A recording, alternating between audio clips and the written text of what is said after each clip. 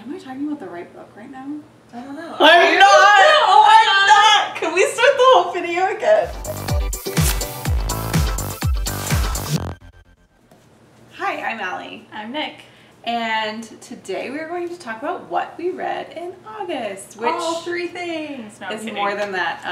I pretty much read everything either as audiobook or ebook. Right. So the only things I read as a physical book were these graphic novels. So everything else is an ebook. yeah, I've had a hard time reading regular books or even ebooks lately. Yeah. My focus has just been weird. So there's been a lot, pretty much everything I think has been an audiobook actually. Yeah. All right, so do you want me to start? How many did you read? I read Probably more than me because audiobooks take longer. I only read 5 things. I read 4. Okay. There you so go. I'll start first. I'll just go in order. I have my phone right here, and I'm just like looking at my Goodreads. Me too. Yeah. So to begin with, I read Laura Dean Keeps Breaking Up With Me by Mariko Tamaki and Rosemary Valero O'Connell. This is a graphic novel. It's about the character, oh my god, I forgot her name already. What's her name? Freddie. So it's about Freddie, and she's dating Laura Dean, but they have the typical on again, off again, like high school romance. And so it's kind of just like a little slice of life graphic novel about her relationship, not only with Laura Dean, but also like with her friends and the people around her. And I don't know, it's really cute. I highly recommend, and the art style is really cute. Cool. Can I borrow it? Yes. So the first thing that I read was Tell Me 3 Things by Julie Buxbaum. Can I just say that I was talking about another book? Because I read 2 books where it's people who don't know really who they're talking to. Situations where they're like texting or emailing. Yes. And I got them confused in my head. I read them both really fast and like kind of next to each other. Yes. So anyway, let me start again. Tell Me 3 Things. Yes. It's about a girl whose mother had died when she was in junior high, I believe, if I'm remembering right. She was younger.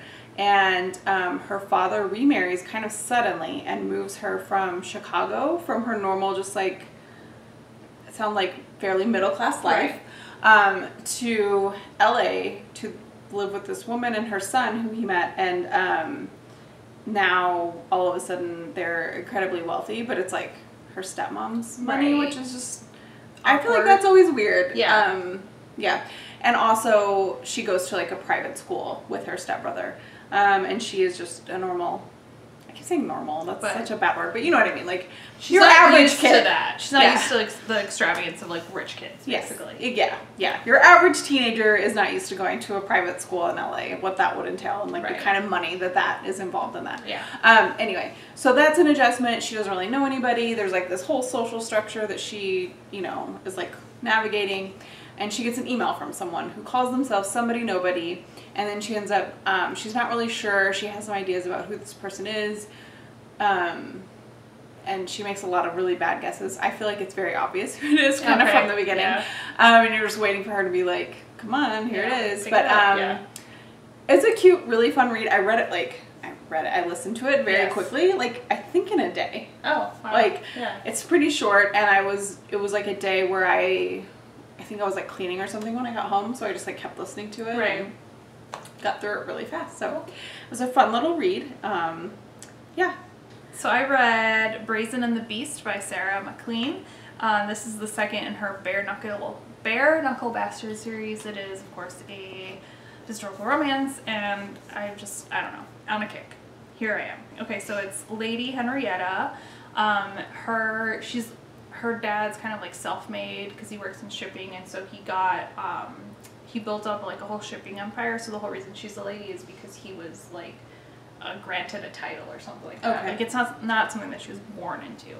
So she's like new money. Yes. The main male character is a illegitimate child of a duke. His name is Wit. I think it's actually like his actual first name is like Savior or something like that, but he hates it. And so it's like Wit. I don't know if it's Whitman or not, I don't remember, but it's Wit or Whittington, I don't remember. Wit, but he's known as the Beast basically because he's like huge. He's like this big beast of a man. So it's basically them meeting and falling in love, of course. So the interesting thing about the book is that she's actually plus size. She doesn't fit into like what is seen as fashionable in the day in like society and stuff like that. And she's just kind of like, oh, whatever. I'm just gonna like. She starts the year of Hattie, which is her taking charge of her life, and basically she wants to end up convincing her father to pass the legacy of his shipping business onto her and not her brother, because her brother kind of sucks at it, and her brother knows he sucks at it, and she's actually a lot better at it, and all this stuff. So because she embarks on this like mission to like take her life back and be like, well, I'm going to be a spinster, but I can at least do what I love, and she runs into the beast, and then of course they like fall in love and fun stuff happens. But it was interesting. I really liked it. It's nice seeing like a plus size heroine in a historical romance novel. Which is weird, because what I thought, like, that was the whole thing a long time ago, was like if you were a little heavier, it meant you had money. So like sometimes that was desirable. I think it went in waves too, because like this is like, I think this is set in more like the Victorian era. I'm not 100% sure, but it is where you would have like the corsets that like really nipped your waist in and all that stuff. So okay.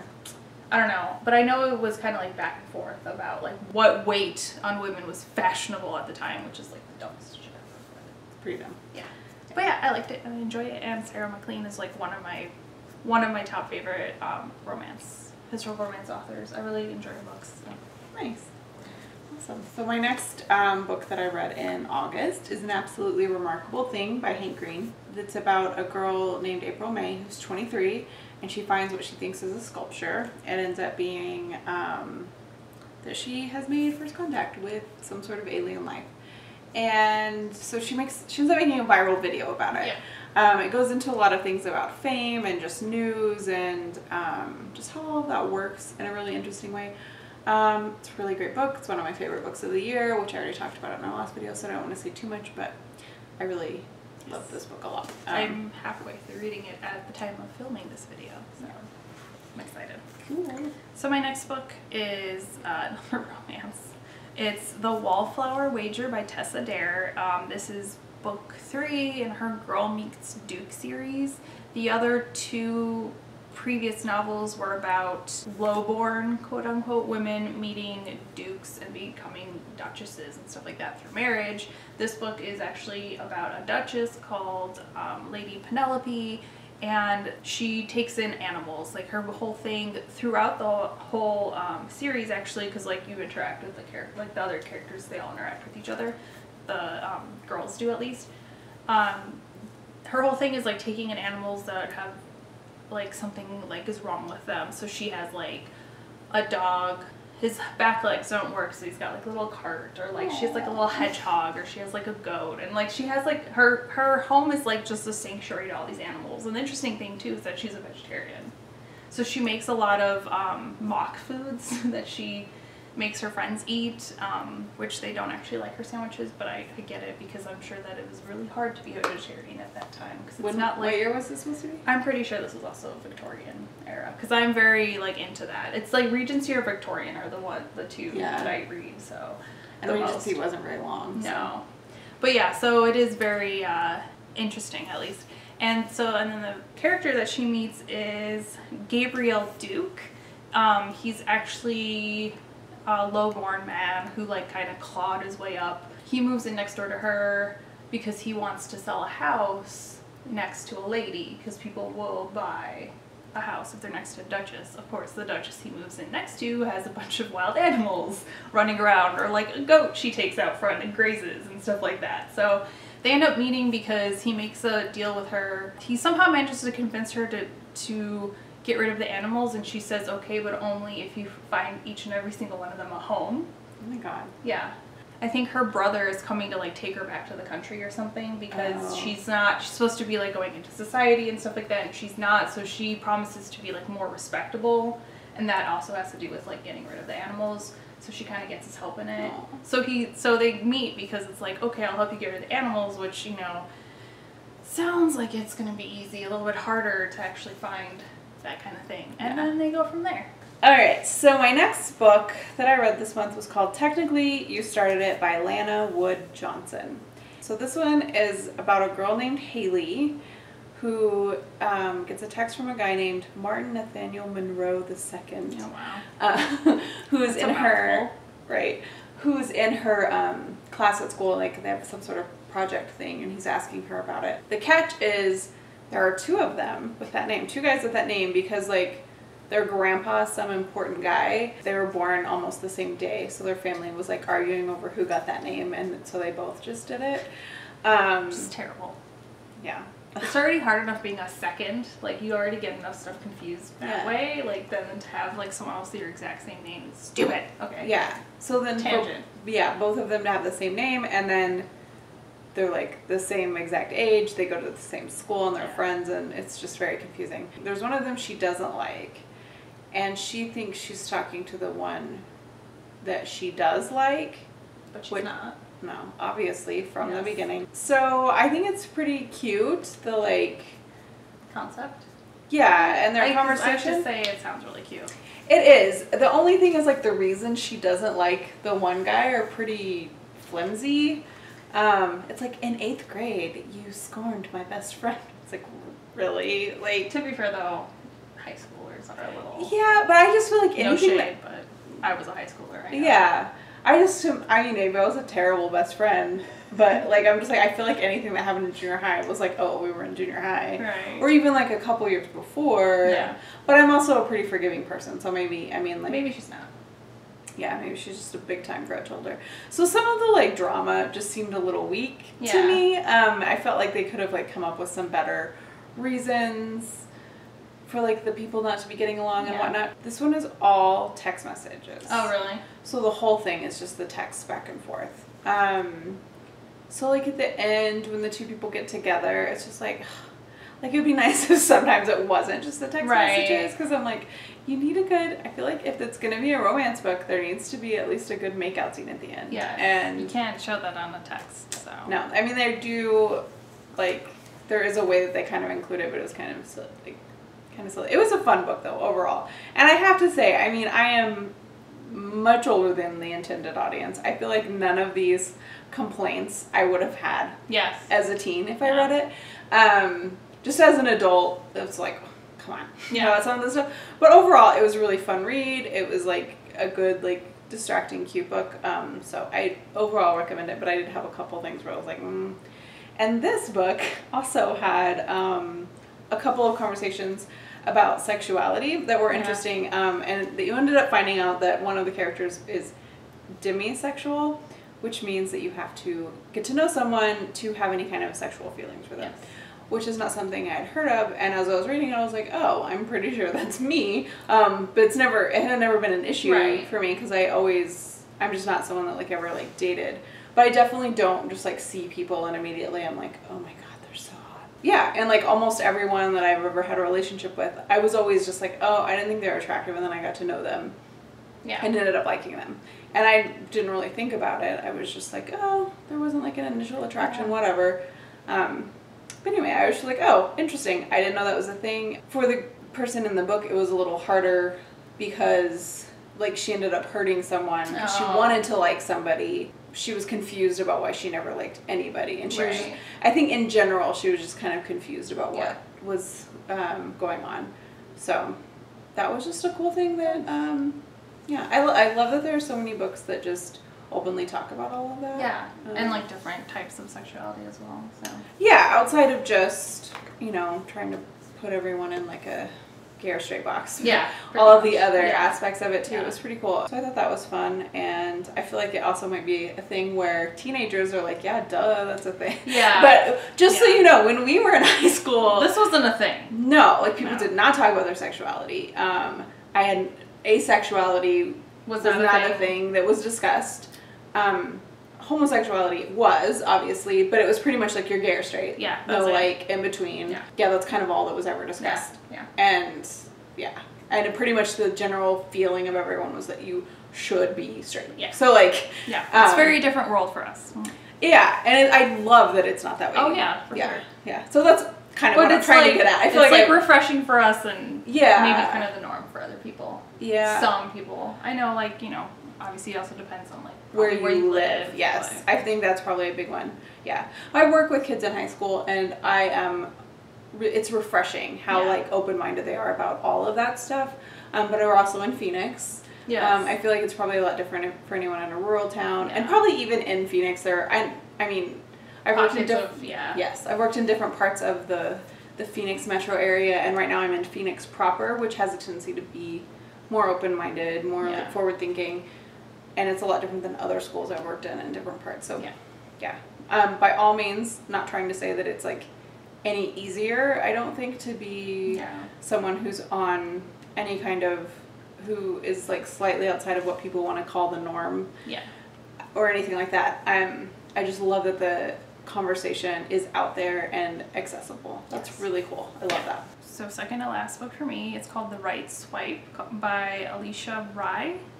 I think is how you pronounce her last name. I'm not 100% sure. So this is about Rhiannon and Samson, and they actually initially meet. Rhiannon is the owner of a dating app, and they initially meet and have like a one-night stand hookup situation on the app. He convinces her to go out with him again, which she normally doesn't do. He ends up ghosting her because of something that happens in the family, but he has no way of actually telling her because the only contact they have is through the app. So she's pissed. They end up meeting up again because his aunts own another like dating service, and they end up kind of like resolving their stuff and getting together. But it was really cute. It was a really cute romance, but it was also really cool because it just kind of went through the kind of like the app-based and like web-based like dating angle of it as well. So all right, so the last book I read this month was called Like a Love Story by Abdi Nazimian, which I looked up how to say it right. In another video, I know I got it wrong. So it's 1989 in New York City, and a boy named Reza, who is Iranian, just moved to New York with his mother, who just got married. So anyway, Reza grew up in Tehran, and then he moved to Toronto, and then to New York City. Wow. Yeah, and it's the 80s. He is gay, but really struggling with it. In Iran, there wasn't even a word for gay, is what he talks about. Nice. So there is no... I mean, not nice, but interesting. Sorry. I know what you meant. He is just trying to really figure out what it even means, and he's really... he just has a lot of conflicted feelings about it. He meets a girl named Judy and a boy named Art, who are best friends, and he immediately has feelings for Art, but is trying to like... suppress it. So he ends up dating Judy. So that doesn't go great. Yeah. So it's just kind of about the relationship between all the three of them. Right. And how things pan out. Judy and Art have been best friends forever. They are also very close with Judy's uncle, Stephen, who has AIDS. So this is the 80s in New York City, and there's a lot of gay characters in the book who have AIDS and who are very sick because of it, because of the time period. Yes. This was, I believe, before they even admitted that there was AIDS, or they just started to talk about it. Because I don't know if you guys knew this, but the president at the time didn't even like acknowledge that there was an epidemic going on. There's a lot of like really good documentaries and information out there about it. I highly recommend you look into it. It's very fascinating of how like big, like how giant of a letdown the government was for people, specifically gay men, during that time, and how many people died when they didn't have to, because they could have, a lot of it could have been prevented. Any book that deals with AIDS is obviously kind of heavy. I thought this one did just like a really beautiful job of capturing how horrific it was. It covered a lot of like the really cool activism going on at that time. I felt like it did a good job of covering like tricky relationships as a teen when you are hurting people without meaning to, because you were afraid to just be yourself. Right. Or you're afraid to face your feelings, whatever they may be, which I feel like everyone as a teen had an experience like that, whether like for whatever reason. Yeah. Just across the board, it's a really great book. I loved it a lot. I thought it was so good, even though it was very sad and it made me cry several times. It was a really great book. So finishing off with another graphic novel. This is Pumpkinheads by Rainbow Rowell and Faith Erin Hicks. This is basically about two friends that work at a pumpkin patch each year, and this is their final year working together because they're going to go off to college, and so it's just like one final night of fun. I don't want to go too much into it because Allie hasn't read it yet. And I just bought it. And really she excited. just bought it, but it's really good. I'm a huge fan of Faith Erin Hicks, and I love Rainbow Rowell as well, but I have read almost all of the graphic novels that Faith Erin Hicks has done, including like the stuff that she did way back in the day as webcomics before she started getting into like doing graphic novels as a profession. So I was really excited when they partnered up together because it's like two great people making great things together. Like, how can you not love that? But I highly recommend this, especially as we're coming up to fall and you want to get some fall feelings. This is fun. It's lighthearted. Yeah. It's fun. I said fun already, but it's fully fall in my house. Like, I'm decorated. It's September. It's like the very beginning of September, and I've started my Halloween decorations. Yeah. I feel like if people can start decorating for Christmas in November, I can start decorating for Halloween in September, because I agree. That's my big holiday. But anyway. And that's it. So, the big question. Do you have any general reading goals for this month coming up? So I have a bunch of stuff that I'm in the process of reading, so I guess my biggest goal right now would be to finish all those books, because I do know I have some goals for October. So. Okay, I have one for September. I have been reading Neverwhere for years. Yeah. Like I bought an Audible version of it, and it was like a full cast recording that was abridged. So I was like, oh, I don't want to, like, I started to listen to it and I was like, oh, this is really good. I want to like read the whole thing. So then I put that on hold.